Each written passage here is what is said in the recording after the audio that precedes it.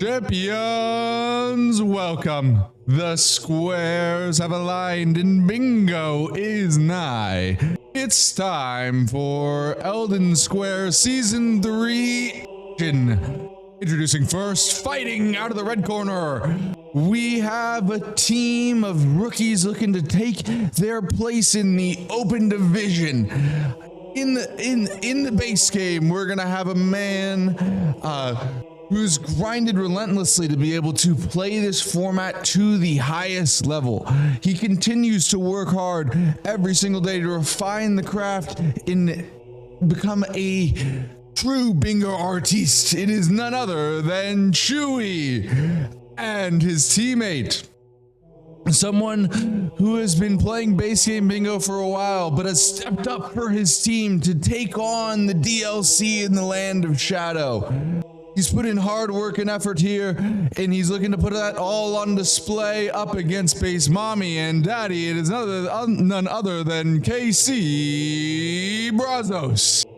And fighting out of the blue corner, we have a woman who has made the playoffs in the Elden Squares Rookie Rumble. Someone who has extreme knowledge of the game, has always used that to put herself in the best position to succeed. But can she continue to do that in this high-paced 2v2 format? It is none other than Turtle Beard and her teammate, one of the best DLC bingo players in the entire event.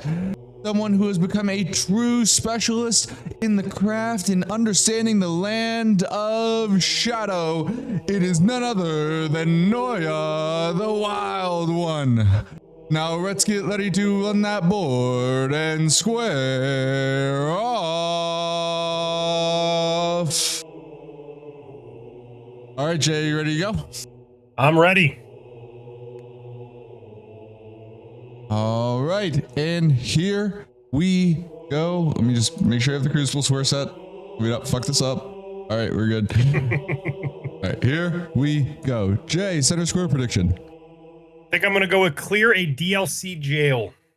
I will go with Hollow Tree Loretta. Devonia Crucible Knight is the center square. You know, actually, that's a square that we've kind of rarely seen. I know, you know, the only time I saw Devonia was I can think of it in the Iron Typin or not Iron Typin, Kyoto Madara game from earlier this season, but yeah, it's actually not a square I've seen a lot, and pretty interesting center square because it's really deep into the DLC, right? It is. But let's go ahead and take a look at some of the, you know, the really exciting squares on the board here. In that top row, we actually have a good amount of DLC in the top row. We have the Queeline and Bellarat. We have the dupe DLC at one of the Finger Remembrances. And Demi-Human Queens potentially can involve DLC, probably doesn't. We're going to see most likely that Divine Beast Dancing Lion. There's a chance that one of these players decides for some unknown reason to go for Deathblight Dancing Lion, but I doubt it. But also would synergize with that 5 DLC bosses in that top row. Middle row, we have the Remembrances. I'm dying. We have the Remembrances. We have Devonia, Radahn's Great Rune there. DLC Remembrance boss, Colossal Armaments only. Actually, a lot of reason to kill DLC, like kind of like random DLC remembrances here. We have the dupe, we have Colossal Armaments only, we have Bale, we have kill 5 DLC bosses on the board. And then in the bottom, we have that Moog Lord of Blood. Maybe look to use Moog Lord of Blood to get into the DLC. It feels like, though, this DLC board is pretty remembrance heavy, with the exception of that Queeline Devonia Demi-Human Swords Master. And I guess Wolfine Bear Hippo. But Jay, what are kind of some of your thoughts on the board here?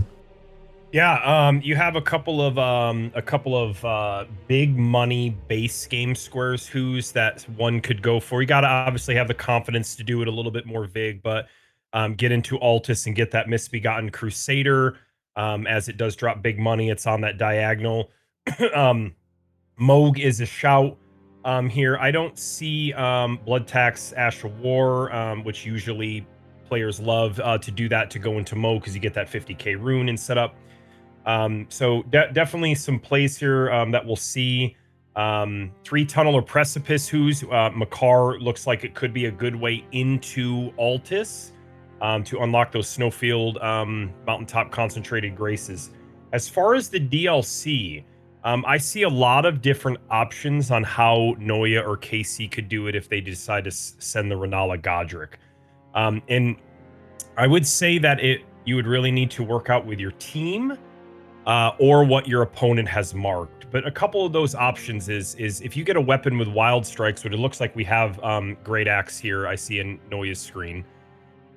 You can do Queeline wild strikes at +9. You gotta be a little careful, but you can do it. Sets you up for Dancing Lion, like you said, as remembrances. I could see a Hippo rush, even doing Ralva into Hippo. 180,000 runes from Ralva, 200,000 and 2 Skidoo from Hippo, unlocks Viaduct to set up for that center square. Definitely an Onze play here for that Demi-Human Swordsmaster. I doubt anybody does the Cerulean because there's not, just being honest with you, there ain't nothing down there. So there's some good plays here that players could do. Well, the time for speculation is almost over as our players Yes, going to move to attack this board here in just a second. And here we go. Game is officially underway and all our players are loading in. Also, I did just notice Noya has quite a bit of stream delay. I see that. Yes. Yeah. Okay, so I'm glad it's not only on my end. I'm glad it's not only on my end. So it is not. Yeah, just 6 seconds. Yeah. 5 seconds. I mean, yeah. Just as an FYI, he's not behind at all in real time as they're actually playing it. Just as as we're seeing it, right? He is a bit behind, quite a bit behind there. So whose question for you while these players are doing their routing? You mentioned in your intro, KC is the DLC player. Is that what I'm understanding? Primarily, yes. Primarily, from my understanding, their plan is for KC to do the DLC. That is my understanding. After talking to the team, it was something that they didn't necessarily want to do. If I'm being straight up honest, coming into the season, the Crucible in particular, due to the fact that we start a lot of our rookies, as you just saw in the Rookie Rumble. And by the way, thank you Sci-Fi so much for the raid. Congratulations to Ronnie and Arkham for playing a fantastic first game on commentary in that Rookie Rumble. KC getting that rusted anchor, one of my favorite weapons, and a fantastic one. Quite the upgrade. But congratulations to Ronnie and Arkham, and shout out to Sci-Fi. Thank you so much for the raid. Actually, first ever Elden Squares broadcast that was not hosted by me, and you did a great job, man. But yes, anyways, speaking about the rookies though, we start our rookies with base game bingo. So as a result, we had quite a few teams who were we had more people who were comfortable with base game than the DLC, right? Yeah, fair enough. Okay. And a lot of the rookies, some of the other people in Casey's rookie class were talking to him, because he was kind of struggling to find someone with DLC experience to be on his team, and they were just like, dude, we believe in you. Go play DLC. Just you do it. Yeah. And he's been working towards it, and let's see how he can do. Yep. So we see a Mistwood Ruins Axe Talisman Physic tier up here for KC, where Noya's doing the traditional gate front into the Tunnel Grace in front of Margit into Liurnia run. So we'll definitely see how this pans out. It is worth noting that the Godric Renala play, and I know that you've said this on cast, other commentators have said it, it isn't always the play. I don't want players to think they have to be able to full send Godric and Renala to be competitive. Just board preference and whatnot, and how you want to play it. There's risk and reward, right? You're only at +9 if you want speed. You're at low vig. Godric and Renala don't give a ton of money. But we do see Noya up there in the top right doing the traditional runs so far. Yeah, and actually, KC's going a little bit different. He's going a Dectus. Yeah, so actually we're gonna see the first fight of the game here is just Turtle going in for the Black Knife in Limgrave, but I think it's kind of interesting because you know, I know it was a talking point before the season we were working at the format. You know, we were kind of worried it was like, oh, people are just 2v1ing in base game and, you know, blah blah blah blah blah, and you know, the DLC isn't as important. Like it just, you know, you run in, grab one square and then leave, and then 2v1 in base game. And I feel like in competition we've kind of seen the opposite, right? In the official games, at least the ones I broadcasted. Kind of, how do you feel? How are you feeling, Jay, about like how the meta has been evolving with the format over the course of because I know, like, you know, the DLC rush, like the hard Godric granola, it seems to get done a ton in competition, be a bit of a talking point. What is kind of, what are your kind of meta thoughts right now? I like it. So the current meta right now, I was initially frustrated, and Turtle does get down the Black Knife Assassin, there, which is awesome. So that was really good. We see Noya going up here into Academy. So when I first started Who's, I actually used to get pretty frustrated. Like, this is like, I was essentially like, this is a bunch of shit. Why do we always have to do Godric granola? And we started to do testing and whatnot.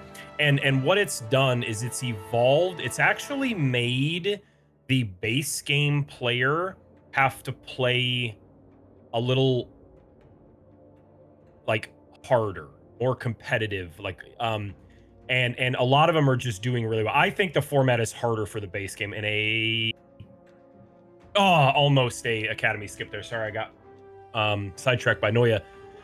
Because like your Misbegotten Crusader, your Theo, especially with no Octopi, you know, Strat, your early Moog, it's actually making the base game have to play a little more like perfect. I might be misspeaking. Yeah, no, I mean, here's the thing. I think the format is equally hard for both players. It is, because we're in the DLC. But I think because well, that, and I think it's just a difference, right? Because it feels like the base, like the DLC rusher, whether it's the rusher at this point, like the best players have multiple different kind of routes that you guys do to get into the DLC, right? And it's like you're executing a speed run in real time, and you have practiced it so many times, and you're pushing the limits. But unlike an actual speed run, there's no reset, right? You just have to live with the results, but you continue to push the reset. So it feels like it's like there is kind of like a catalog of like, I have these lists of speed runs, and I tend to I'm gonna do one of these 5 or whatever more often than not as a DLC player. For the base game player, it's like harder because you're operating out of like, you're playing bingo from the start, and especially at the highest level, that is the expectation. It's like, oh, well, Flying Dragon Gale's on the board, that's an isolated kill square you have access to, go do it. And it's like, I don't have weapon or vigor. It's like, that's not my problem, go kill it. You know what I mean? You know, just, it's a different type of a challenge. Yeah, it is. It is challenging on both sides because, as you know, more than most, you've played a lot of bingo. You've been commentating for years now. Like Renala's just a bitch, and she can, you know, pardon the extreme French there, but you could get 2 moons and 3 summons before she's at half health, or she could die in 10 seconds. You know, I'm being dramatic to make a point. So we see a Red Wolf fight here by Noya, and it also looks like Turtle is going for that 3 catacomb corner square, is what it looks like was happening here. I think it's a good start by Turtle, 100%. And actually, you know, KC and Chewy are actually both prioritizing DLC access, or sorry, Altus access. And I like this a lot because I think, you know, the DLC board, actually really, I've never seen that something 3 pick up in my life before from Chewy. Good heady play. Wow. Okay. I've never seen that. You know, I actually like this a lot because one thing, you know, I think we saw last week in some of the Crucible games was like people winning or losing the war of attrition, and like getting to Altus, not only having the flexibility with how your team operates, but also getting those extra sacred tiers, right, is such a big deal.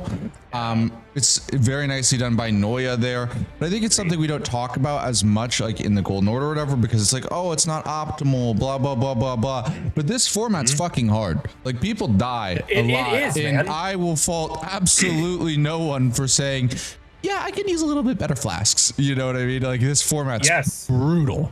It is brutal. And, you know, this particular game and these particular 2 games that I'm casting are not about me.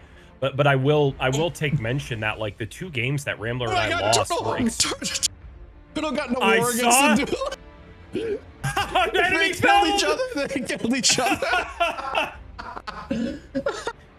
That's funny. Oh man! All right. And with the smile there. Yeah, and it really, if anything, it arguably saved her time because sometimes those imps aggro after you kill the boss, and or stay aggroed after you kill the boss, and you can't warp out. If anything, that was optimal. That's funny. Fantastic. Yeah. We see Chewy going up here to Makar. I would assume get the Grace and do a little upgrading. KC, I almost said Brazos. KC going down here. He's got both Tectus halves. He's going to get Source Seal, and he's set up to make the run to Altus.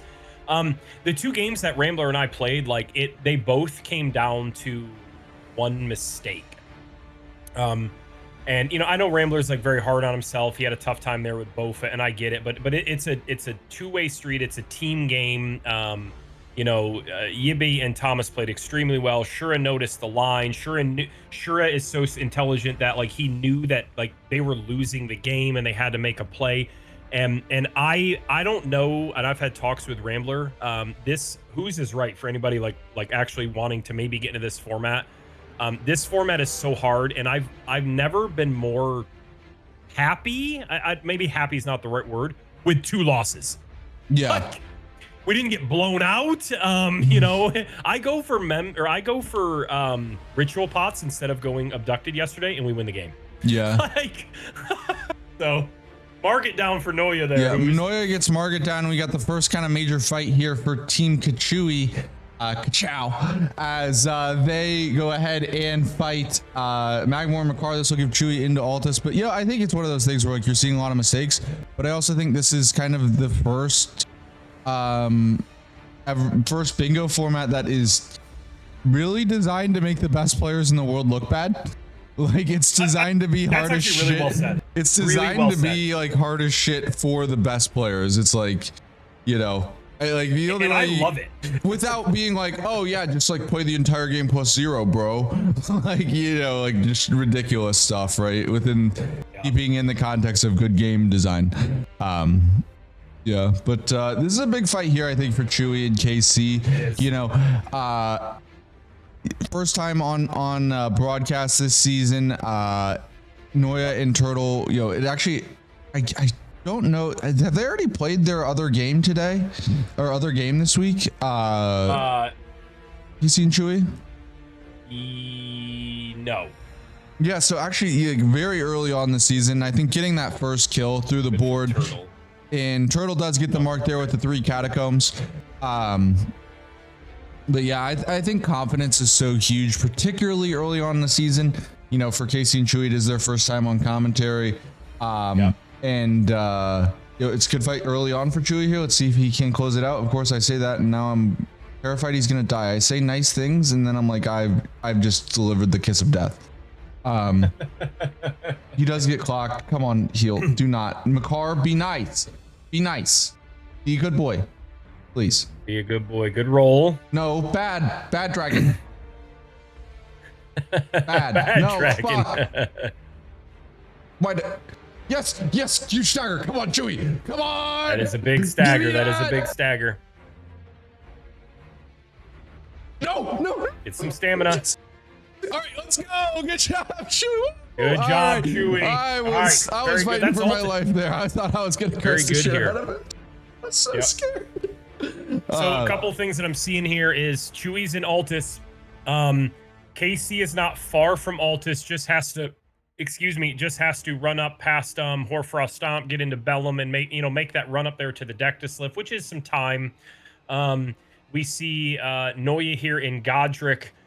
We got the first square on the board for Base Mommy and Daddy DLC or Daddy LC DLC, which is nice. We'll have a Godric fight here, which is the first remembrance. Red Wolf is down, and we'll probably see a Renala. The only thing that I'm worried about in this particular board, is while the DLC squares have some length to them, like the 4 with Wolf, Lion, Hippo, Bear. Crucible Knight, Devonia, which does require a Hippo kill, and Devonia is no punk. 5 DLC bosses. It is lengthy. It is something that is, if you're behind, you're gonna need some incidents. Yeah, well, because it's also lengthy for the second player in the DLC. So I'm curious to see what they come up with here. You know, and that might be a little bit of their game plan. You know, honestly, like in a way, a little bit of their game plan, right? Like, because in this game, Noya is by far the most experienced player in this game, right? Like Of course. KC and Chewy, everyone in this league is very talented, but like, I do think there is a definitely significant experience advantage for Noya in the DLC in particular, right? And, I would not surprise me at all if for KC and Chewy, when they think about like how we win this game, right? It's like, look, let's be real. Like, it's very few people, like no one in this league, like in the Crucible, it's going to be really hard for someone to just go in and outpunch Noya in the DLC, right? Like he's just that good, that dominant, right? Sure. So, I wouldn't be surprised at all if their game plan was kind of like, we're going to do something different, right? And this format's really hard. And you know what? If he does the really hard thing and goes ahead and dominates the DLC with low VIG and blah, blah, blah, blah, blah, congratulations, right? Like, and I think that's a totally fair thing to say, right? Because in that case, like, it's going to be hard. I don't know how you beat that team, right? I don't know how you beat Noya if he goes and dominates the DLC, like we saw Strump do the other day, right? Against Dino and Deutz. It's like, what are you going to do against that? Or, even for you yesterday, obviously, some things had to go wrong, but when you have that completely dominant performance in the DLC in particular, because it is so hard, it's hard to compete. It's very hard to compete against, but also the room for error is really high. We've seen a lot more games that have a fair amount of mistakes in them than we have like perfect DLC performances, right? Yep. We'll see Chewy here going down here to the bridge skip and goes a little far on the rope. Dude, that bridge skip, man, I just feel like everyone, you either miss it or you get cheesed. You can do the drop down, right? I don't know how I feel about that bridge skip. I used to like it, but I feel like of people who I've seen do crazy fucking skips, it seems like that one in particular just has like the lowest hit rate, dude. Like it's not in a vacuum. It doesn't seem that hard, right? No. We got Renala up here. Yes, we do. Noya, and not a. Oh, he does. Nice, very nice, very nice. One cycle on the phase 1. It looks like Casey's going to be going into Radon very soon. Who's I proved yesterday that you can get into the DLC second and still be very competitive because there was like 5 squares that I just outfast and outpaced. And I say that to make like relevancy on your mention of like when somebody runs away with the DLC. But I also want to give anybody who might be thinking like, do I have to get into the DLC for? You don't. You don't. It also comes down to. It does make it tougher. Well, because it also comes down to decision making, though. Like I think, yes, sir. Right, like because Yebe, I didn't bring it up during the game, but like Yebe, very nicely done by Noya there. But Yebe yesterday, right, he beat you to the DLC, but then he ended up he goes to the Forge, and then he goes to Reprimand, and then he has that Death and Reprimand, right? And then it's like, okay, well, like, great job winning the DLC, but you kind of, yes, sir. All the good work that you just did, it's like, well. Bye-bye, right? Because it's like you can't just win the speed run. You have to continue to play well in the DLC to preserve that lead because, one death and the other person's on your ass. Like you're not going to beat someone like if you beat someone in the DLC by over 60 seconds, it's a big lead. Right, but that's just one death. As we see Chewy there get the tunnels and precipice dungeons on the board with the synergy of the Magmor and Makar precipice. I actually really, I really like that, and I think it's a big confidence boost here for KChewy. They get that first mark on the board. And Altus. Yeah, and Altus. Chewy's played a really nice game here today. Actually, both of them have Altus and. Good start for them. And KC now working on getting some of his DLC access, actually going through a Radon route. I like this because it'll give him a lot of money. to get that extra health when he does go to the DLC, and then also it sets him up potentially for like Valiant Gargoyles later on in the game. In the Restore Radahn's Great Rune here. But let's go ahead and check in with KC and see if he can close this fight out. Yep. So while we're spectating KC over here on this Radahn, I'll just kind of give a fill-in of what everybody else is doing here. Well, at least what Noya is doing. So Noya right now is heading to Rao base. He's going to go from +9 to +25. There are 7s on the outside of that forge, and then you get 4s, 5s, 6s, and 8s inside of the forge. What I think I would like to see here is when you have a team who's behind on the DLC, which again, I might be repeating here and there, is not the biggest issue in the world. I kind of want to see a threat here. And what I'd like to see, and it's easily blocked with Demi-Human Swordsmaster, but I'd kind of like to see an Altus Plateau mark here from like Chewy, and then exactly what Chewy's doing right now, which is the Ashore Lightning Ram, and kind of building a little bit of a threat. Again, easily blocked who's by Onze, but the point still stands. Yeah. I mean, I actually really like their game plan a lot. I really, really do. Because they're playing to their strengths, right? Like both, you think about what gives you the best chance to win the game. You know, KC is still like, he was, of anyone who's primarily a DLC player in this league, I think he has some of the least experience, right? And he's going up against someone who has some of the most experience. And I really like this game plan of just saying, you know what, we're good base game bingo players. Let's go get base game bingo squares. And you know what? If they go crazy, they go crazy, right? But we're going to play our game and do our thing.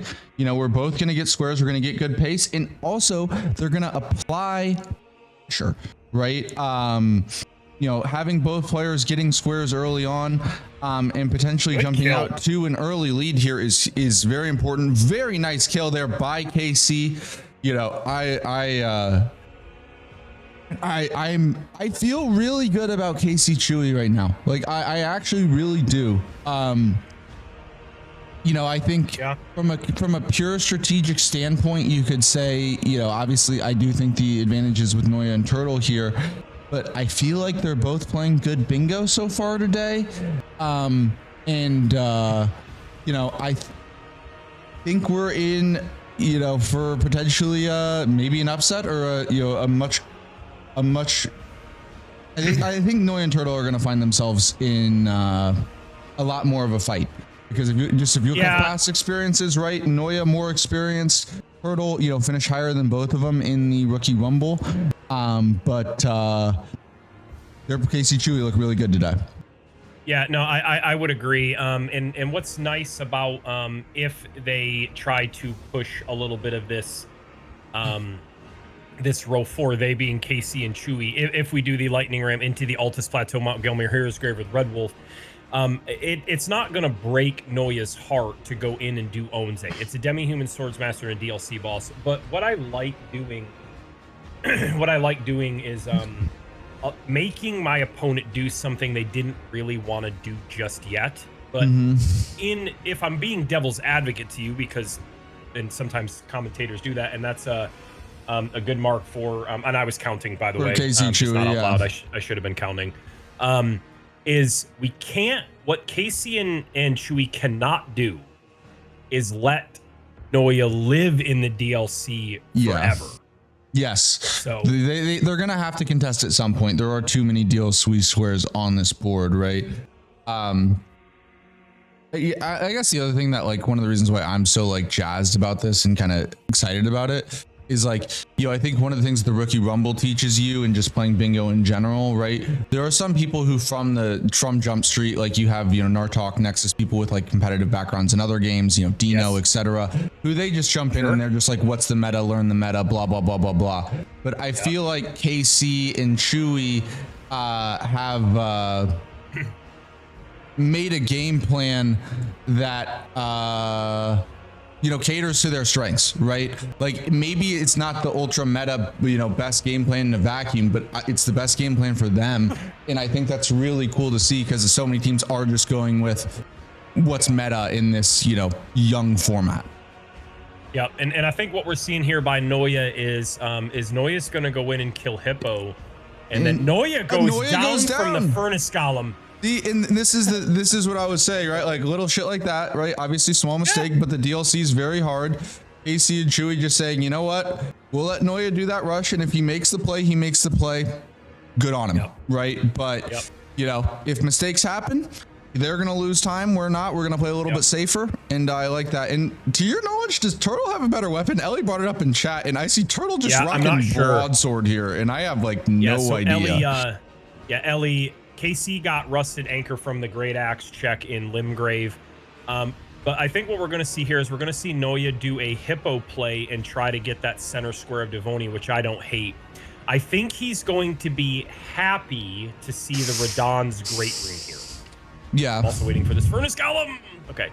I think he's going to be happy because he knows he's ahead. Oh my god, wait, Torrent goes down. Is Noya in trouble? I think he's okay.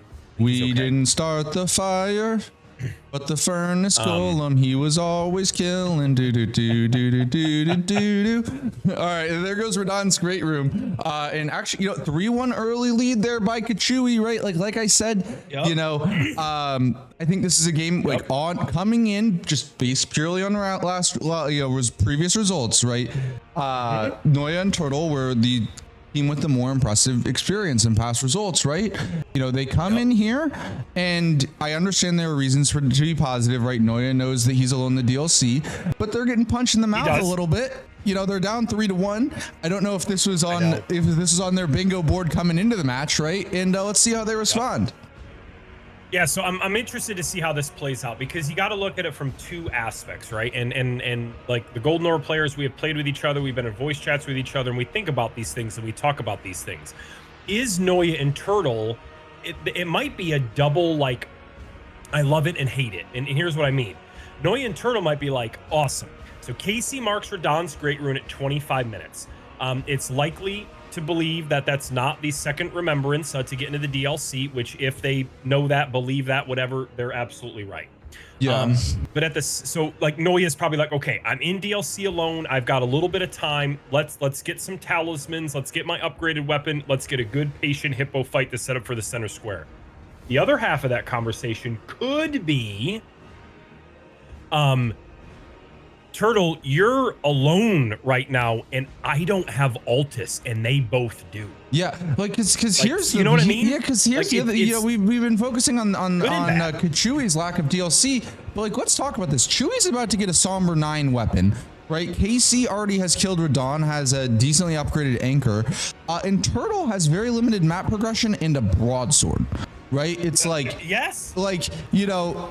We have been talking mostly and worried about KChewy's DLC progression, but it's like for base mommy and daddy, what's your base game progression, right? Because Turtle got those catacomb dungeons, and actually this has been, you know, normally weapons are not a problem that much in this format. We saw team Hippo here for Noya. Yeah, we saw the ringed finger pick, which is like not, I understand not wanting to pick it and just going broadsword for the early rush, but actually it might end up paying off because we have not seen many good weapons at all. Both Noya and Turtle started with that Highland axe and the Great Axe, sorry, and the only other good weapon that we've seen was the Rusted Anchor, which KC got from the Great Axe check in Limgrave. Correct. So we got a Hippo up here, and we see KC, who's going into Academy. What am I missing on not doing Godric? Why are we doing? Maybe he just wants Frost Wetblade. That might be. He could want the Wetblade. Okay, fair enough. Okay, fair enough. Because he did pick up Wild Strikes, so. I mean, I haven't talked to them beforehand, but just seeing a lot of bingo, right, in, you know, of a lot of different skill levels and stuff, it really feels like to me, KC and Chewy are saying, you know what, we may not be playing the most optimal, but we're going to play our brand of bingo, and we're not going to make mistakes, and we're going to make it our, you know, we're going to be a hard team to beat, right? Because we're going to, you know, if you play the super meta way and you outpace us, blah, blah, blah, blah, blah, and you don't make mistakes, and congratulations, you win. This format's too fucking hard. You're going to make some mistakes. We're going to play our brand of bingo. And when you do make those mistakes, we're going to capitalize. And we're seeing that early, you know, Obviously most of it was game plan difference at this point, but I think the early game plan for KC and Chewy is working really well for him. Yeah, J-Man makes a comment of the animal bosses. You are correct. That could be a play. However, and Noya goes down. Noya goes down there. He was doing so well. I kind of just in like. Totally understandable that he goes down because my God, he has what 20 vig, but like this was I think the idea for Team KChewy of we know Noya can make this play and it's really difficult. We're not going to try to race him on it because it's a insane play. I think it kind of with one team choosing to not go for it kind of shows you in a vacuum how insane some of these plays that these players go for are. And KC and Chewy are just saying, you know what? If you make a mistake, we'll be there to capitalize. If you don't. Fair play. Yeah. And exactly, J-Man. Obviously, and that's what I was going to say before Noya went down there. Is definitely that score is definitely a Noya square, but at least KC is getting a little bit of like synergy out of this. Chewy there. He gets just at the very end. Didn't quite make it. Not the end of the world there, but is unfortunate for him as he just. Barely missed the run for the Hero's Grave. I like that he's going for the Red Wolf here for this Gelmir Hero's Grave to progress that row 4. I'm telling you, and I'm gonna pick on my bestest bingo friend Rambler as I call him to my wife. And I know in one breath he's gonna smile and he's gonna say fuck you. Very nicely done by KC there. Look yesterday. Remember those like early squares, which wasn't really the best play that Thomas did. We had that conversation, but it rattled Rambler. He said, and to my credit, and this I did ask on commentary if it would rattle the old man, right? Like maybe these like 3 squares Noya knows he's in DLC alone could be a rattling. I think Noya's got plenty of experience and plenty of expertise and competitiveness in him that he's not rattled, but it could be a thing like that they're talking about. Like Turtle, you're alone. I need to get some of these DLC squares kind of thing. So, but I like this row 4 play right here, and like I said, it's easily blocked who's by Demi-Human Swordsmaster. Like all Noya's got to do is kill Hippo, get some Vig, and go kill Onze. That'll be 2 DLC bosses and a square. So they don't have to be trembling when they see the Altus Hero's Grave. But there's always that. And big job by Noya there getting that Hippo done at the second time of asking.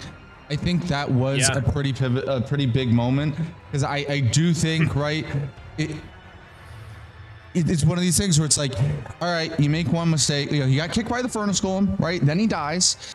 If you make another mistake, it's like at that, I feel like that was a big kill to just right the ship for him, right? Because if he does die there, it's like, okay, I've just died 3 times in a row. Do the wheels start to fall off a little bit here? Does that self-doubt start to creep in? But no, he does get the kill, does a very nice job. And I think that, not only steadies the ship for him mentally, but actually has, now, so that's big too. Yep. We do see Chewy walking in for the Hero's Grave here in Altus Mount Gelmir. And KC's about to walk into Renala. Turtle is running up to Stormhill Shack, and Noya is running through First Step. And actually, important to note for Turtle, somehow she just pulled Great Stars out of thin air. She pulled Great Stars out of thin air. Where the hell is Great Stars? Yeah, I know, right? But that's huge. That's huge. Somebody help me. I don't know. Great Stars, I think, easily a...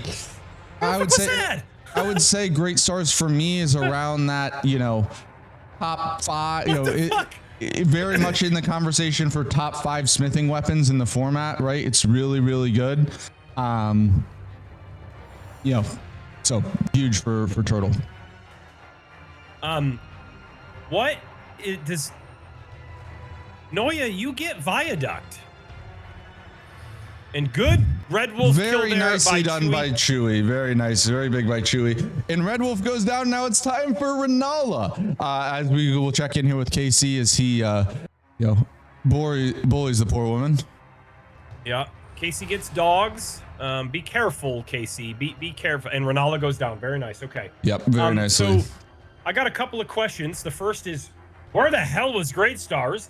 And the second is I'm curious why and that is DLC access, by the way, for KC. It is. Why Noya went to first floor? I said first step earlier, and it could be a Mesmer, but I don't know why you would kill Mesmer when we're not. I don't know. I'm not sure the first step there. It could be something that I'm just missing, but we're gonna see probably a Devonia play here into Demi-Human Swordsmaster. Hear me out here. You ready? Imagine a world where Noya goes for Devonia and Casey gets some skidoo and goes Onze. I think it's possible. Like, I think like, you know what I mean? Yeah, look, if KC goes, I think if KC goes Onze right away, I'm scared. I'm like genuinely nervous, too. Right? Because the DLC Rem Colossal, like it's not. And Noya goes down again there to Devonia. Actually, I think underrated. I think you're right, Helios. Noya goes down there to Devonia. I think you know, we saw Falcon have some problems with Devonia earlier on. For those of us who have been playing a lot of rando with our rules, we do have Devonia in there as a boss, right? In a lot of the rando formats that we do in Ignite.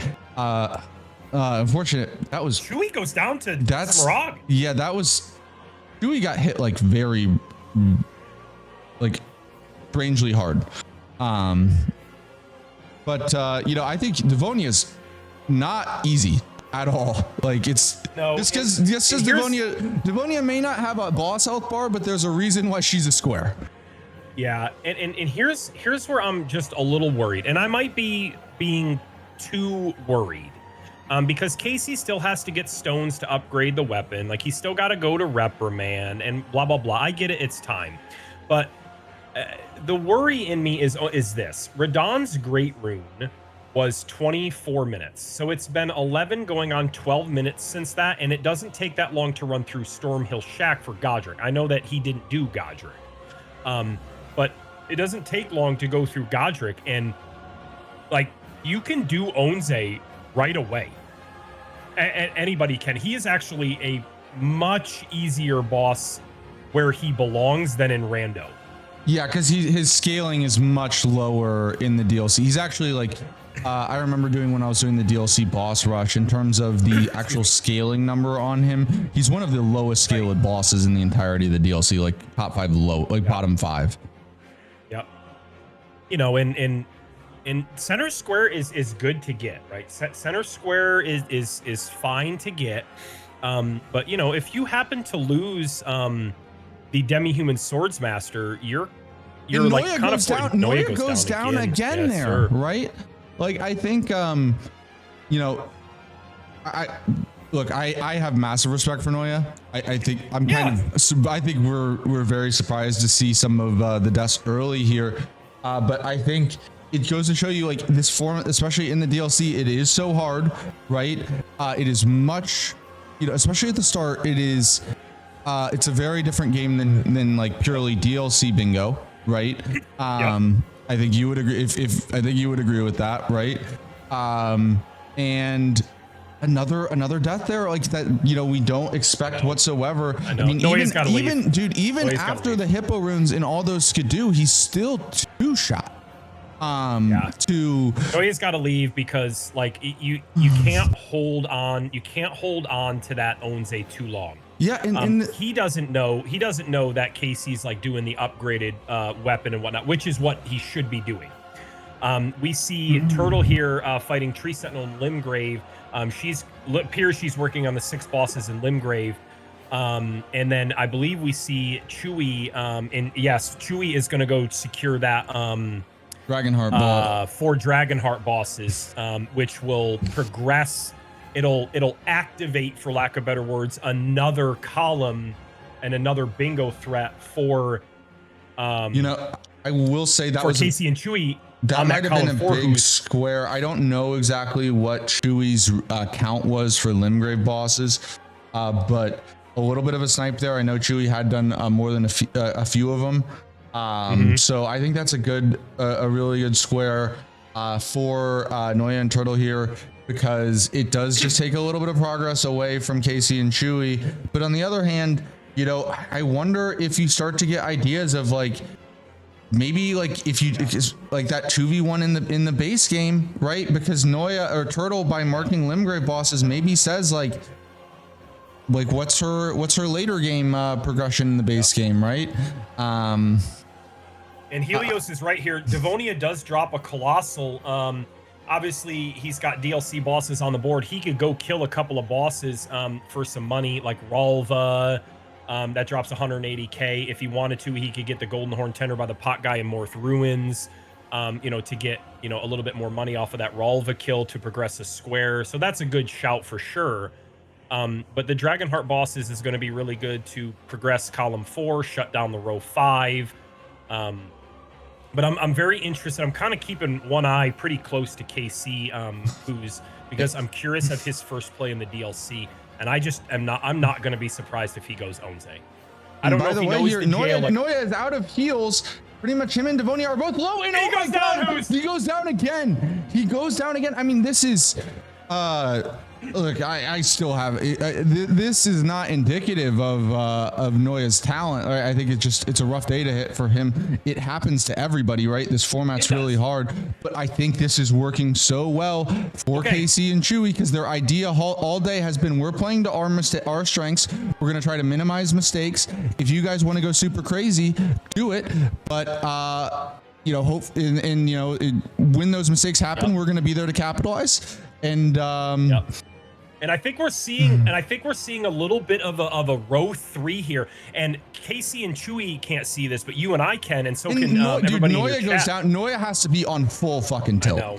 Like Noya's mental has to be in hell right now, because I think, man, dude, I think what we're seeing here is a little bit of that row 3 who's NPC Invaders, 2 Scorpion Charms, Devonia. Yeah, and Chewy here is going for Dragonheart bosses. Is Casey and dude? I really like they're just they're saying I really like what Casey's doing. He's saying, you know what, the safe play has been working so far. He's like, dude, I'm just gonna get more skidoo. Like, I want to feel comfortable. I want to not make mistakes. And Noya again. Noya again, dude. Like, Noya's pushing really hard, and the mistakes are creeping in. Meanwhile, KC is literally just saying, I'm gonna take the slower route to the DLC, which is gonna not only allow me to get a square, but get a bunch of health. As Chewy does go down again, and then he gets into the DLC and he says, screw it, I'm upgrading my weapon to max. Then he goes and says, screw it, I'm grabbing all the skidoo in the world, and I'm just going to put myself in a position to thrive and succeed.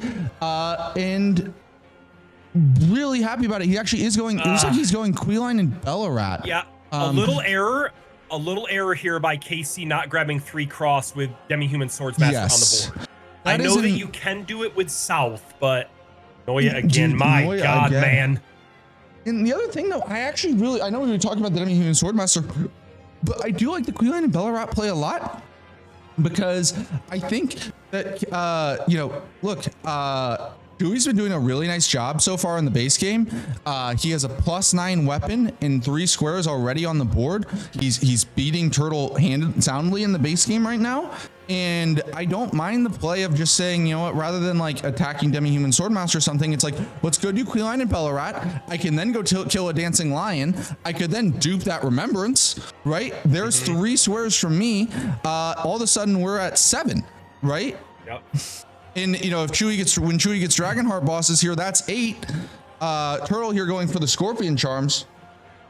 Yeah, this is Scorpion Charm, probably into Invaders for Turtle, if I had to take a guess. We got Egg Sykes on the screen here, but I'm locked on to Noya now, and I think Noya is just gritting his teeth, and he really wants this center square. But the amount of time that it's been, and there's the 2 Scorpion Charms activating, and there's Devonia down. And I know this is odd with all the deaths, but they're kind of back in it. Yeah, I mean they are back in it, right? Obviously, you take 2 squares get marked, and we feel differently. They are back in it. All the right. question is though, good job. What is the plan to address the threat here?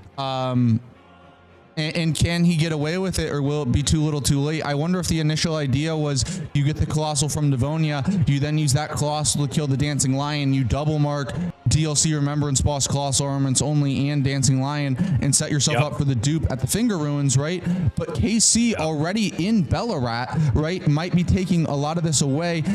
We see Noya here is moving towards that 3-path cross grace. The question will be, does he go Demi-Human Swordsmaster, or does he go Bellarat? Yeah, he goes Swordsmaster here, and I'll tell you why he goes Swordsmaster here, because I think even with his mental a little bit fuzzy right now, I think Demi-Human Swordsmaster is the best square on the board for both teams. Oh, Chewy's in trouble. Dude, Chewy's having some issues here with Exikes. Very unfortunate there for Chewy. KC has made it there for into Quilon and Bellarat, and I think now we might start to see KC and Chewy tested a little bit here. This is kind of the first time we've seen mistakes today from this team with the death to Exikes here. How does Chewy respond, and and also I think some of it talking about conversation, right? We don't get to hear it, but what is KC maybe saying to Chewy to try to get him out, just lift up his spirits, right? I think that's a huge part of the team game and the team dynamic, supporting your teammate not only by getting squares, but just saying like, hey man, we're winning 5-4, right? Don't worry, I believe in you. You got this. We got this, man. Keep going. Whatever are the right buttons you need to press to get, your teammate focused. And we do see Onze here from Noya. Casey's going Crusader. Dude, I don't mind. You mark the Quilon and Bellarat, and then it might be the base game double, right? The just beat them up in the base game, right? And that Misbegotten Crusader does block that diagonal, because I do think, and it blocks column 2. Yeah, and they might be worried a lot about that diagonal, right? Because you know that case that Noya has access to a Colossal with the DLC bosses, Colossal Armaments Only. Let's get ahead of this thing before it becomes a massive problem. Yeah. So I will mention this. I really wish that KC went Demi Onze instead of Quilon. However, I like the Quilon to stop Noya from going into Bellarat. Will it stop Noya from going into Bellarat? No, because Noya could go kill Deathblight Dancing Lion. However, as Helio said, you literally took the words right from my brain, my friend. It is a very important square now. Like it was Demi-Human Swordsmaster, now it's shifted to Crusader, and I really like this. I don't know Casey's Crusader fight. He does have good Vig. He's got a plus 24, I believe. He didn't go Forge. But this, I think, is a good call, and I really hope Chewy can get out of this rot and take Exikes down to mark the square hoops. Because this will be number 4. Yes, this will be number 4. It also, an extra 40 Vig here. Or an extra 40,000 runes here. Is that what it is? Okay, 40,000. Maybe 35, 40, somewhere around there. Okay. But that will help him just get his HP bar that little bit higher. Because I think that's the main problem here for Chewy.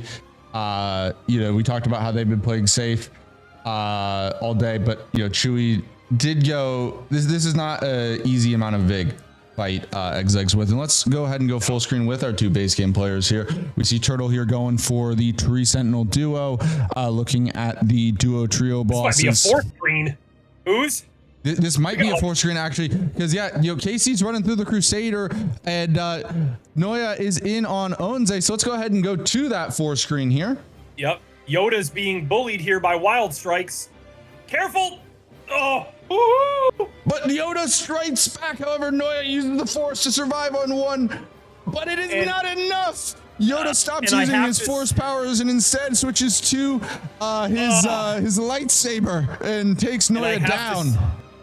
I have to steal a line from Rambler, my friend here, who says, and I've heard him say it multiple times, Onze always gets one. Yes, he does. So Dude, Onze is the foe of my beloved people. Darrowil is my opposition in base game, and Onze is my DLC opposition. If you watch my streams or actually Good play stagger. and don't just chat shit all the time, that's you will know that for sure. it is law, Ellie. It is law. All right, Demi-Human Swordsmaster goes down. Very important square for Noya and Turtle. It will block that row 4. It'll make a real good threat on column 2, but KC should feel okay with being in the Misbegotten. He did have some issues getting through the Cave of the Forlorn there, but Chewy strikes right back immediately with those Dragonheart bosses. Turtle here then finishes her fight with the Tree Sentinel duo. Very nice job to our players there, and I think Noya might be going, you know what, Crusader is going to be such a big mark, because I think Noya might be going immediately just to try to get a Remembrance boss down. Oh, Casey doesn't know this tunnel, dude. And this tunnel's tricky, dude. If you don't know where the fuck you're going in this tunnel, it's not logical. Most of the tunnels and caves and stuff in this game are pretty logical. This one isn't. There's like a weird spot that you jump to. Like even though hell, at one point I had all bosses speed run world record, right? Like before someone who was serious about it actually tried to do it, right? It sounds more impressive than it kind of is, but you know, it's like, this was a cave that I still like have to do a double take in every single time because it doesn't make sense. So we see Noya going in here to Rolana. We're doing a light load, which is pretty common. I'm more of a medium on this one, but you can avoid a lot of attacks with light load when she hits close, like that one there, for example. We are not doing the Colossal here for DLC Remembrance, which I don't hate.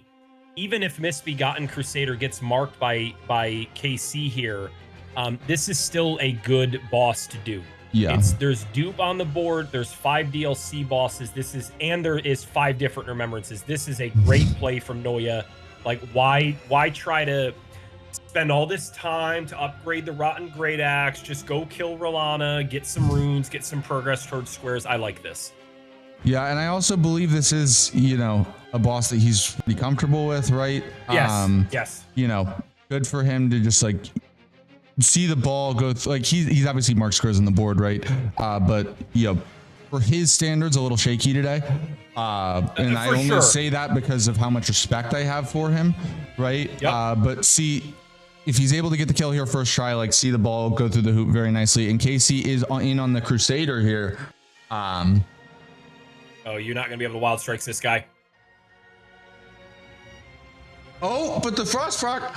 Oh, but he got stuck in the wild strikes animation. Yeah. Honestly, it worked better than I thought it would for longer than it did. Granted, that Frost Proc saved his life, right? And actually, are we seeing Chewy here going for Moglor to Blood?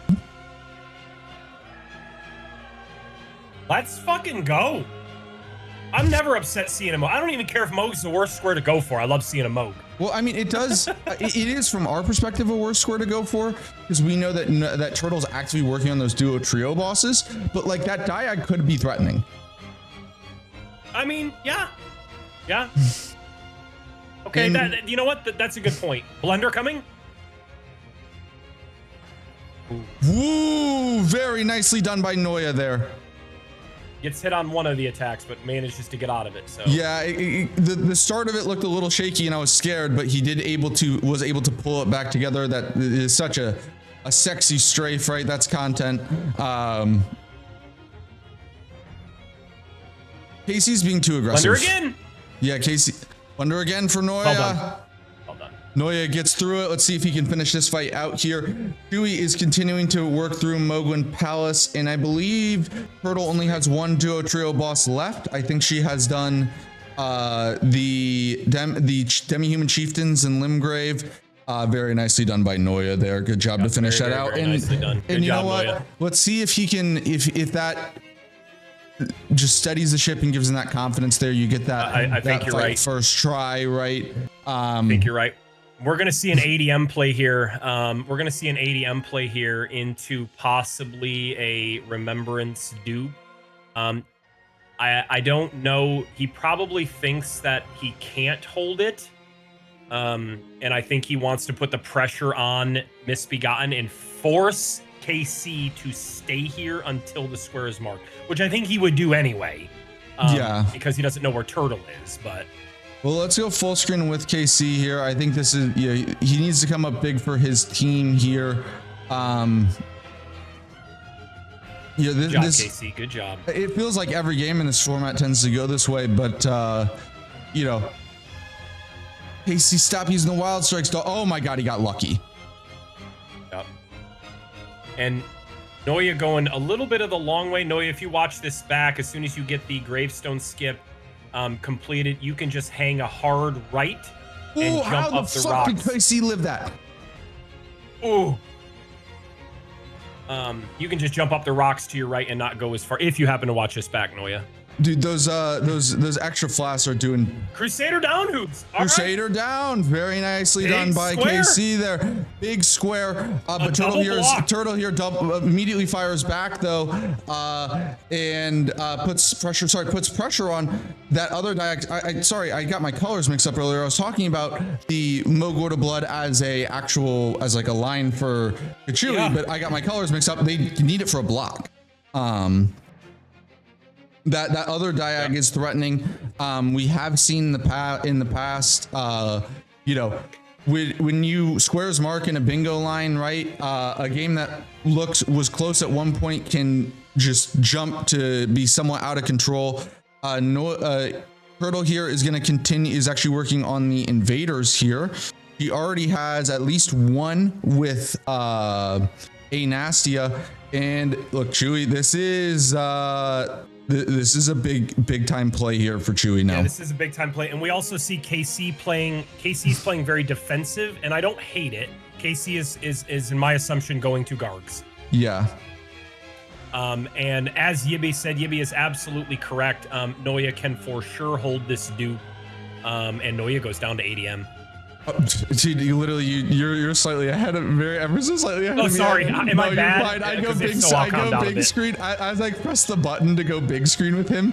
You go Noya's go down, and I go, shit, I did it again. I'll slow it down because I remember we talked about that before. No, it's just funny because I feel like I've been doing it all season where it's like the second I'm like, oh, all right, they're in a fight. We got one person to fight. Let's go big screen with him. I then they proceed to immediately die. And Chewy is in here. I think this is potentially, Noya. I know Noya's fighting ADM, but we're gonna go full screen with Chewy here. I think this is the chance for him to make not only a huge play in this game, but potentially the biggest play of his bingo career here. Agreed. If he is able to make this Mogor to Blood play, this is a big time play. That big time money, player, right? Yeah, big money. And also I think this is a play where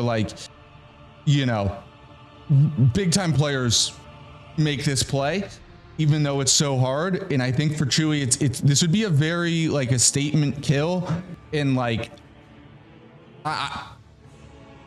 respect, a lot of respect if he gets this. I coming into this game, I didn't know if Chewy necessarily has this in his bag. Me either. But no clue. It's my first time seeing it, but it's a big statement if he gets it down.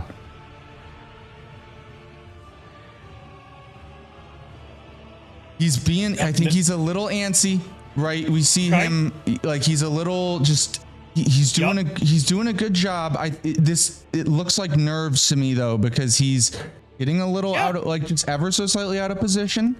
Maybe going for a couple greedy R1s that are making him get punished. I do worry about the fact that he only has 3 heals left and the heal is coming down pretty soon. But that being said, he can do this. It's very clear to me that he knows the fight. But I can imagine he's nervous. This is not only one of the most difficult, but the most important plays of his career. In a young bingo career, right? Chewy is a newer bingo player, right? Competed in Rookie Rumble prior to this.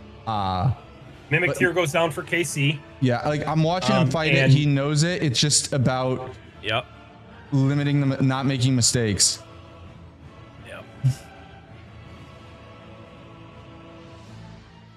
Yeah, and he does go down there, but look, take a deep breath because I'm about 4 seconds ahead of you, so I saw it, so I'm gonna pause a little bit. From my perspective, he knows that fight. He can do it. Take a deep breath here, Chewy. You got this, man, because it's just hands are sweaty, slightly missing a roll, slightly getting out of position. Very understandably so nervous, but he can do this. Like after he knows how to fight Moog. So what we're seeing here for just to give everybody a little bit of catch up, because I know when big boss fights come on the board and who's puts on the big screen, like I'm sure he did here with Moog again. Just to give everybody a recap what everybody's doing. We have KC set up a little bit of progress toward Valiant Gargs as he killed Mimic Tier. KC is now going to Deathblight Dancing Lion. We have Noya. I'm sorry, no, regular Dancing Lion. What's that? Regular Dancing Lion, not Deathblight. Oh, I'm sorry. I said Deathblight. I apologize. Regular Remembrance Dancing Lion. Noya dies to Ralva. Noya, very uncharacteristic deaths today. Nerves of being commentated. First game, like I get it. We all get it. Well, he is working on the boss squares, and then there's Turtle, which is or not the boss squares, the animal square, and there's Turtle with 5 invaders. Yeah. So I could see KC getting stage front and going back toward Gargs. Yeah, I mean, because the other thing too, I think some of the reason why the nerves might be kicking in at this point, look, even on the betting odds, this was one of the most lopsided initial betting from chat of the season, right? And Base Mommy and Daddy have gotten punched in the mouth here early, and this is gonna be a fight, a war to the finish, right? I don't know, what their perspective was coming in the game. Maybe, maybe not expecting this to be. Maybe they found themselves in a much more difficult game than they anticipated. You might be right. And they're coming off the back of a really impressive win against Chompalampa and Stakes, right? Yes, and we see Turtle going toward Radon, which means she is, even though it's a little like she's got some work to do to get there, she is eyeballing Valiant Gargs. She is eyeballing, maybe a remembrance square. Like everybody's kind of doing those squares, right? Because the remembrance square isn't, the 5 remembrance isn't like, this player has to do it kind of thing. Mm-hmm. There's a lot of reasons to do it. So and by the way, Chewy got through phase 1 with 6 flasks left. Had to burn 3 of them doing a heal, and now it's close it out time. But that actually is 5 bosses in the DLC as well there for Noya, as he does get down that Red Baron Ralva. First time in the game that team Base Mommy and Daddy have taken the lead. How does KChewy respond? Yep. How do they respond is absolutely right. Chewy made a mistake and has paid very dearly for it. He's gotten absolutely, like, he missed 1 roll and it just turned into a plethora of a series of unfortunate events. Kind of, if anyone in the Mario Kart community or knows Mario Kart, it feels like you got Mario Karted, where like you get hit by an item, then you just keep getting hit by items over and over again. This case like that, Moog, Lord of Blood, or Moog in general, is such a rhythm fight. Got a little bit out of that rhythm and then it just all breaks. And I really like Noya going Lion here, because what Turtle has done, well, I mean, they both have done, I'm not trying to say one person, but Turtle's mark of NPC invaders and the 5 DLC bosses from Noya combined is forcing KC to go Gargs. So Noya says, I'm gonna force you to go Gargs because my teammate is going Radon for Gargs. I'm gonna go take your damn Lion. And I like this a lot. And the other thing too is, even if he gets sniped, right? So if he gets sniped before he enters the fight, he can always do it with a Colossal. Also, he's killed a Red Bear, a Hippo, and a Red Wolf of Radagon, right? Exactly. Normally you'd say just go to Weeping for the Rune Bear, but in this case, at the very least, you also can clean up that square. And we have Rune level 80 on the board, right? Yep. So this is a double mark and closer to the Rune level 80. This is absolutely wonderful. I know. I mean, he might even get Rune level. Like, this has potential to literally be a quadruple mark if he were to hypothetically do it with a colossal, right? Right. And kill the dancing lion and his fourth wolf, lion, bear, hippo, and he has to be very close to that RL 80. We see Turtle here is in on the on Radon. KC's in on Valiant Gargs, and Chewy here going pivoting off of Moglor to Blood and going for the demi-human queens. Demi-humans, yep. And you might be right, Ellie. I did mention that in the beginning, I think before you showed up. I didn't mention all what you said, but I did say that it could be a Mesmer. Helios mentioned that it could be autopilot, which it could be. We'll only know from him. But you're right. It could be a Colossal. It could be a 5 Remembrances kind of play. You're absolutely right on why Noya grabbed first step after killing Hippo. You're right. We got a Radon here and a Valiant Gargs up on the big screen on who's, as Noya is progressing through Bellarat for Dancing Lion and Chewy is progressing Demi-Human Queens. And by the way, if you're enjoying the bingo action, be sure to stick around. Just the first of 4 matches today. 4. 8 hours worth of bingo, and of course, you know, I always shout it out, but you know, if you're watching this for the first time, you want to get into learn bingo yourself. All these players are grassroots players, you know, came up from, you know, we've been with all of these guys from, you know, when they first started learning the bingo to now getting to this spot. If you want to see yourself in this position in the future, make sure to join Ignite, get with our wonderful coaches. Or just, you know, if you want to hang out with the players, right? Like we have a growing community of people who just, you know, are huge bingo fans, and they come and hang out. They watch practice games. They talk to the players, try to understand more about the game, even if they aren't necessarily players themselves. So, you know, if that's more your cup of tea, then, you know, Ignite's the place for you, as KC does go down there to the Valiant Gargoyles. KC goes down to Valiant as Noya's approaching stage front, and we have Turtle in Radon. We do have Turtle in Radon. This is getting very spicy, for sure. And there's a lot to talk about. I like that Noya did able to bounce back. Has definitely 5 to 10 uncharacteristic deaths. The Hippo I wouldn't call an uncharacteristic. He was fighting that shit at like 20 vig. You know, but they are put themselves in a great position. Turtle gets smacked there. Noya's starting to show his class a little bit, and I think one of the concerns that you had early on might be rearing its ugly head, right? Because there was a lot of synergy that you can get by letting someone roam free in the DLC. Yes, sir. And it might come back to bite. It might really come back to bite Noya and Turtle here. Or sorry, KC and Chewy. Yeah, because it's okay to be second in the DLC. It's actually okay to go to Altus if you think it's the play. It's okay to do Renala and Rykard as opposed to just, oh man, I always have to do Godric or Nala. You don't actually. But you're right. You can't let them live there forever. Regardless of, I think they're, you know, no matter what happens for the rest of this match, it's been an awesome game, and it ain't over yet. You know, I mean this in the nicest way. I mean this ain't gonna come off nice when Noya watches this back, but Noya's died a lot.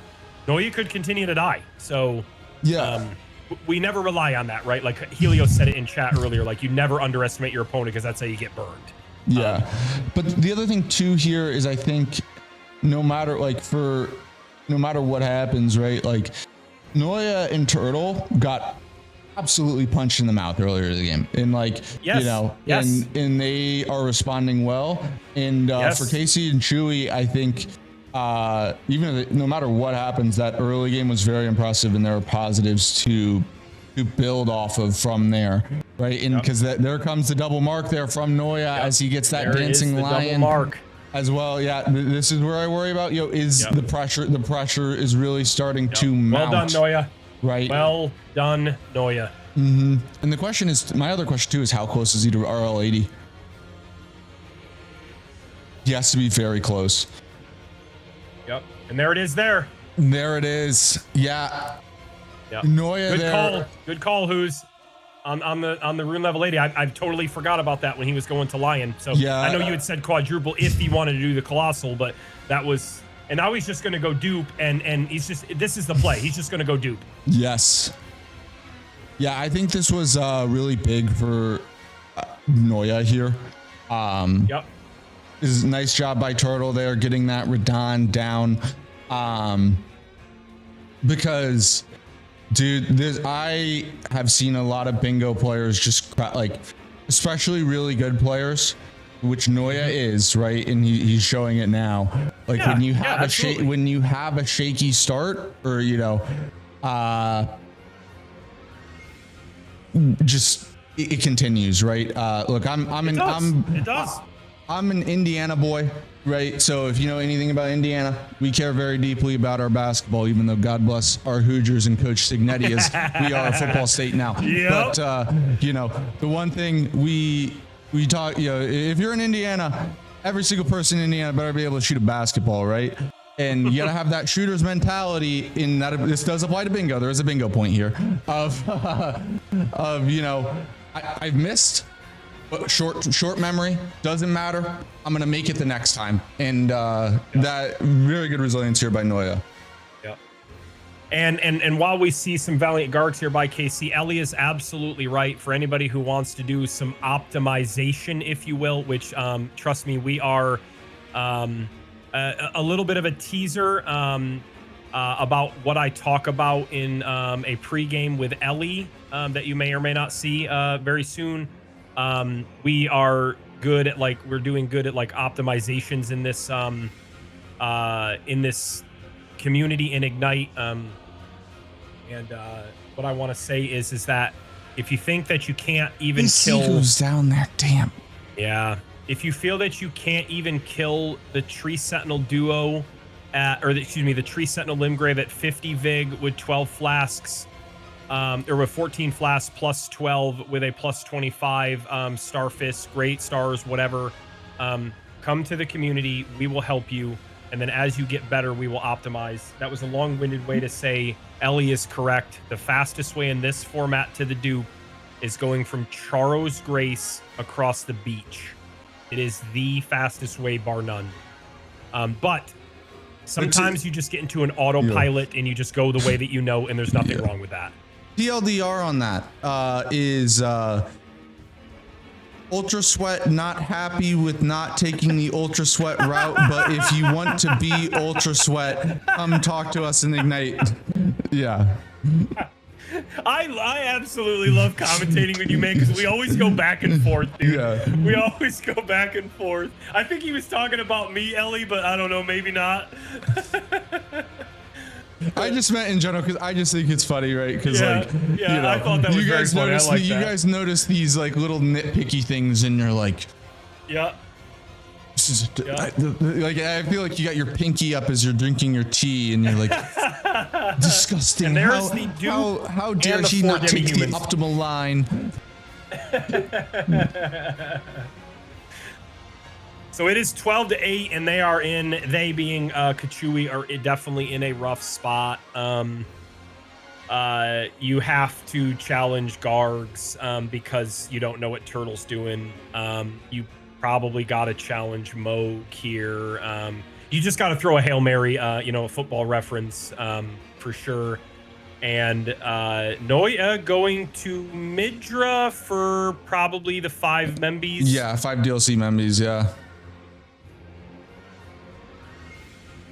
It would be one hell of a way to end it for them there, as KChewy does go ahead and get those 5 unique demi-human queens. It is looking like this is going to be a win for Team Base, Mommy and Daddy. But like I said, I think there are a lot of positives here for KChewy. I like the way. I really like the way that they play bingo. They play a very unique brand of bingo that is their own. It's going to make them hard to match up against. Yep. And quite simply, there's a few execution things to clean up for them. Yep. But overall, for sure. They have my respect for sure. They do. For sure. Yep. And they are not a team that can be taken lightly because as we saw today, they will punch you in the mouth. Yep. I will say, I probably won't mention this on the post game, but in case like KC watches it back, I want to give a minor criticism, but a much better positive for KC really quick while we see these Valiant Gargs and Turtle running to Valiant Gargs. And Noya running through Midra's Mans is KC. You did a fantastic job of recognizing threats. Yeah. I really wish you went for Demi-Human Swordsmaster, but you recognized the Misbegotten Crusader, and you have been doing very well in recognizing what squares you need to go to. I will say that I think a downfall, and who's, correct me if I'm wrong, chat, correct me if I'm wrong, this format in particular, I think not everybody can grind 24/7. I'm literally living proof of it. I work way too much. Like I can't play between the hours of 10 o'clock at night until 6 o'clock in the evening. Dude, what are you saying? That guy fucking Hoosier? He doesn't pay you a full-time living wage to play bingo, dude? Fuck that guy. Piece of shit. But I think as we were all learning strats, I think the week-long Hollow Knight kind of threw you off a little bit. I wish you had taken a little bit more time, but that's not really like play what you love. We don't all have to go ultra sweat, but your recognition of the DLC, or excuse me, of the squares to go for. And I think if you fine tune some of the rust, I think KChewy could be a team that you definitely do not want to underestimate at all, regardless of what the score looks like right now. Yeah, but regardless, it will be all eyes on Noya here, as Mitra. he will looking the player who has been the lord of the DLC in this game looks to take down the lord of Frenzy Flame, mark those 5 different remembrances, and claim the win for Team Base Mommy and Daddy LC. This will be a very strong start to their campaign as they move to 2-0. If anyone does likely move to 2-0, if anyone wants to know exactly how the Crucible works, there's actually 4 divisions of 3 different teams. If you win your division, you are guaranteed a spot into the playoffs. Additionally, the 2 teams that do not win their division with the best record will get into the playoffs, so it'll be 6 out of 12, and the top 2 seeds, the 2 division winners with the best record, will get a first round bye in said playoffs. And actually, Turtle could win on Valiant Gargoyles as well. This is very possible. True. It is possible.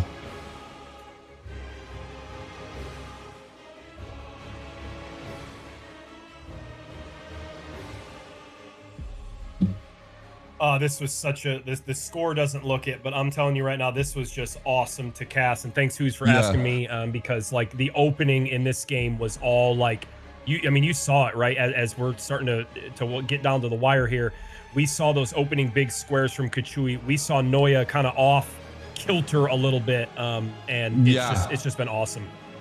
Yeah, and I know we were talking about Noya a lot, but I do want to say props to Turtle there, right? Like especially because especially in that like mid game, Noya did not mark his first square until 42 minutes, and as we do see the victory there for Noya. Congratulations. Team Base Mommy and Daddy. But Noya did not mark his first square in this game until 42 minutes. Obviously came up huge at the end, but Turtle was the one who was able to keep them in this game and kind of throw up the lobs so that Noya could slam it home. But GG's, great team win by Team KChewy, and a tough loss for Base Mom, or it was a very big win by Base Mommy and Daddy. A tough loss for Team KChewy there, but also a lot of positives to build on. And Gargs goes down for KC, which is awesome. I want to say before we bring in the players, Turtle, like absolutely fantastic. You really did. Ellie mentioned it in chat, like you kind of kept Noya's composure. I'm curious to hear what the conversations between you two were. Your NPC invaders, your Scorpion charms was just really great to threaten some other rows. Noya, good job of like bouncing back. KC, great job of getting Gargs down there. And Chewy, you just didn't have any nerves, in like of attempting to go for Moog. right? Like it wasn't like, oh, I'm scared, I don't want to go for Moog. No, Chewy's like, I'm going to fucking Moog Wing Palace who's, and let's go. Yeah. So it was awesome. Yeah, very nicely done by all of our players here. But let's go ahead and bring everyone in here for the post-match interview. Welcome in, everybody. GG. Welcome in. GG's a fantastic game. That was great to see. We will start with our winners here. Base Mommy and Daddy LC. Obviously, you guys get a big win here today, moving to 2-0. It was, I think, a really good team win, right? Turtle, obviously, Noya had some uncharacteristic issues early on in the DLC, and Turtle, you were able to keep your team in the game for Noya to close it out there at the end. But I think you guys, KChewy came out strong and punched you guys in the mouth a little bit, and you were really tested and able to respond. How was this game from your perspective, and how are you guys feeling? GG's first of all. It was a good game. Yeah. From early on, it definitely looked rough. I think they made the better opening play with going to Altus with tunnels and having access to all that stuff. Like, it was really rough. I think what got us back was me kind of sacking early by going Godric Renala. Gave me the time to mess up a couple of times in DLC. And then, once I get juice, me being able to die, kind of the chances of that happening goes down quite a lot. And then we're kind of set from there. And I'm curious, from a team dynamic perspective, right? Like you guys, you were in it, you were tested early, right? You were in a tough spot, For sure. And it seems like you guys were able to work together really nicely to both elevate, and you guys just got better and better throughout the game after a little bit of a rough start. Was there anything said in the call or whatever that kind of maybe it was, whether one lifting up the other, or any kind of team dynamic thing that was said that kind of allowed you guys to refocus and put on that great performance in the second half of the game? You want to take that one, Turtle? yeah, sure. I don't know. I think it was just once Noya gets into the DLC, and he's very comfortable with the DLC. That's his specialty, and he's starting to mark squares. Then it starts to feel a bit better. Then he starts to feel good, and then you can. And then I have my weapon set up so I could just kill things in base game. And I think once the squares start turning, then you just start to feel a little bit more comfortable. 100%. I do have a question for you, Turtle, because we did not see it. Where did you find that great source? Because we were quite concerned at one point, because we were like, she has a broadsword. Is she going to be okay? Where did you get that from? It was on the Beach Merchant. Yeah, he was busted. What else did he have? He had like 3 great weapons or something. Bloodhound claws, and it had something else good as well. I had Rotten Battle Hammer as well. So yeah, it's take your pick really. Beach Merchant, yeah. Yeah, we were all yelling at each other and commentating, and everything was hyped up. And then we looked down and we were like, "Where the hell did she get that?" Nice. Yeah. Nice. Very nice. Big win for you guys. Obviously, yeah. So moving to 2-0. A quarter of the way through the regular season. How are you guys feeling? And is it just focus on the game for next week, or are you starting to feel a little bit thinking about making a big run at this thing? Oh shit. Well, we'll take it one game at a time for sure. I mean, we both still have a lot to learn in this format. Since we have a pretty busy schedule lately, so we'll see how far we can push it with a lot of these things. I think we still have some minor limitations, like you'll see me not doing very many base game squares, right? We probably know that, but I think as the season progresses, we'll hopefully only get better. So that's good. Well, congratulations to you both, Noya and Turtle. You have definitely earned your title as mommy and daddy in the Crucible. So congratulations to both of you in a well-fought victory. And now, I want to talk to Team KChewy here because I want to say I was really impressed with your opening. I feel like you guys really played like, your style. Like so often I think we see teams talking about like the meta. And you guys played your brand of bingo, and it was a really strong opening, and you really did punch them in the mouth at the start of the game and have them on their heels. Obviously like a few things to correct, and this thing goes a different way, but I think it was a really big statement here at the start of the season. I know you guys have another game right after this actually, but how are you guys feeling? I mean, the early game went well. I have a lot of work to do in DLC, admittedly. And then I kind of came back and I'm like, I have to run through this cave that I don't know where the hell I'm going. And then I have to fight Gargs with a pierce weapon. That's fun. Yeah, I mean, fair enough. But like I really was impressed with your guys' opening because, on paper, obviously, Turtle did fantastic in the Rookie Rumble. Noya is a super experienced player, and you guys really did come out and show your class. And I think you're gonna be a team to be reckoned with here.